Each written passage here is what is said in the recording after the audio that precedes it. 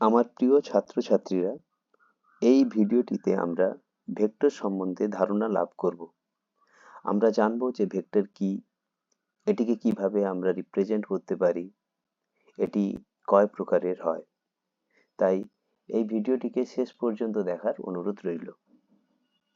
আমরা সাধারণত বলে থাকি যে স্কেলার রাশি হলো যে রাশির মান আছে কিন্তু অভিমুখ নেই, আর ভেক্টর রাশি হলো যাদের মান ও অভিমুখ দুই আছে। কিন্তু এটা কি প্রকৃতপক্ষে ঠিক? চলো দেখে নেওয়া যাক।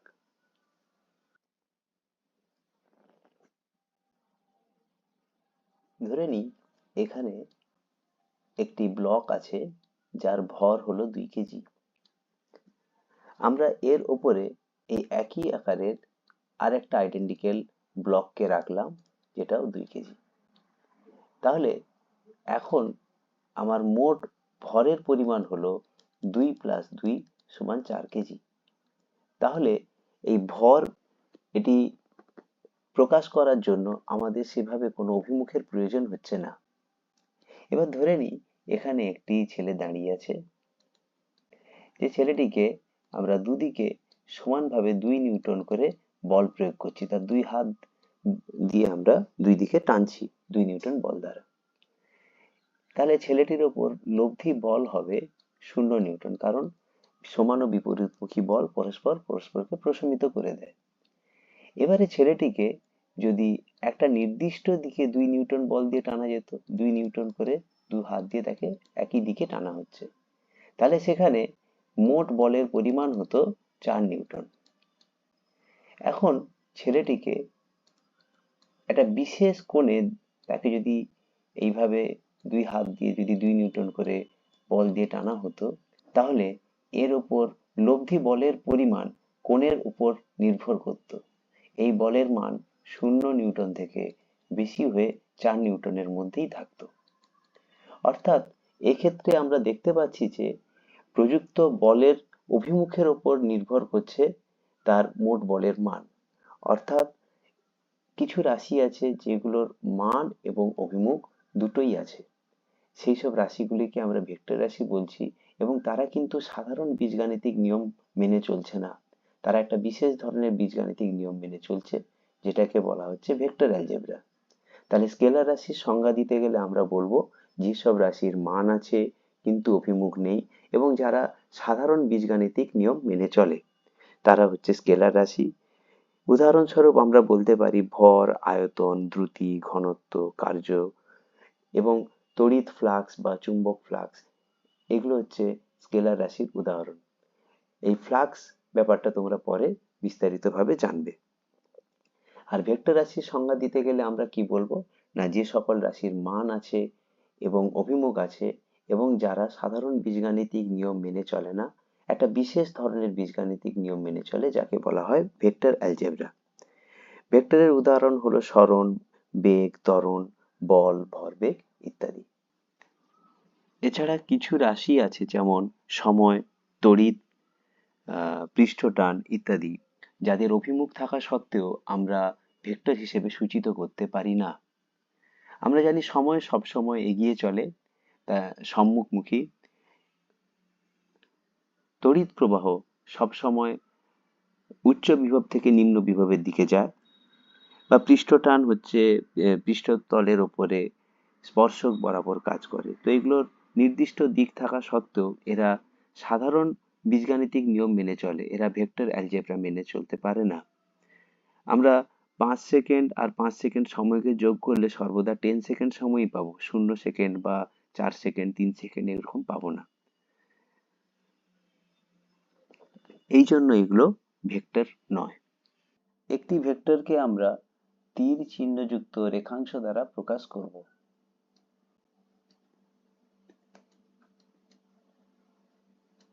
AB হলো একটি ভেক্টর, যার A বিন্দুটি হলো আদি বিন্দু বা ইনিশিয়াল পয়েন্ট এবং B বিন্দুটি হলো টার্মিনাল বা শেষ বিন্দু বা প্রান্ত বিন্দু। AB P ভেক্টরকে সূচিত করলে তাহলে P ভেক্টর সমান AB। ভেক্টরটি বিন্দু থেকে শুরু করে শেষ বিন্দু অবধি যাব এবং মাথায় একটি অ্যারো দেব। এই অ্যারোটি সব সময় ডান দিকে হবে এবং প্রথমে আদি বিন্দু হবে এবং তারপরে শেষ বিন্দু হবে। এখানে যদি ভেক্টরটা এইভাবে থাকতো, যদি সি ডি হতো এবং এটা যদি কিউ ভেক্টর সূচিত করতো, তখন কিউ ভেক্টর মাথায় অ্যারো থাকতো ডান দিকে এবং এটা আদি বিন্দু থেকে শুরু হয়ে শেষ বিন্দু অবধি যেত এবং অ্যারোটা ডান দিকে সি থেকে ডি অবধি হতো। এইভাবে আমরা একটা ভেক্টরকে রিপ্রেজেন্ট করব। এবার এই ভেক্টরটি পি ভেক্টর, এর মান আছে এবং অভিমুখ আছে। এর মান বোঝাতে গেলে আমরা এই রকম করে পি ভেক্টরের মড বা মডিউলাস সিম্বল দেব। এই সিম্বলটিকে বলা হয় মডিউলাস। এটি মান বোঝায়। কোনো কিছু মান যদি ঋণাত্মক মান হয়, মডের মধ্যে যদি থাকে, তাহলে সেটাও কিন্তু ধনাত্মক মান হিসেবে সূচিত হয়।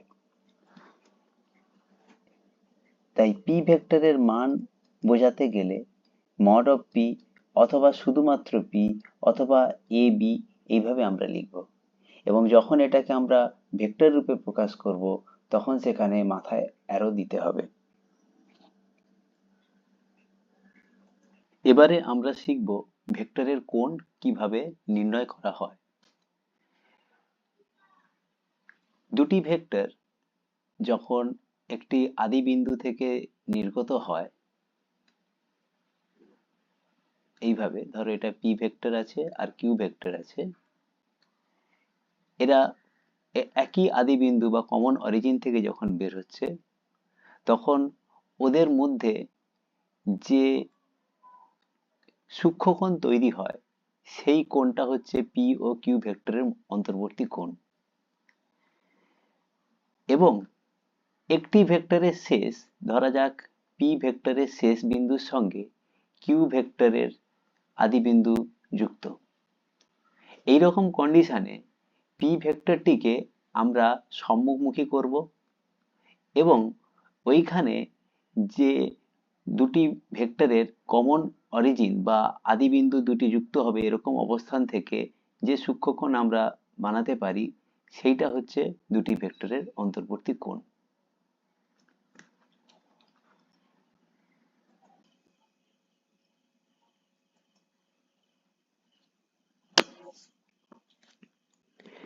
ভেক্টরের শ্রেণীবিভাগ সম্বন্ধে একটা আলাদা ভিডিও বানানো আছে।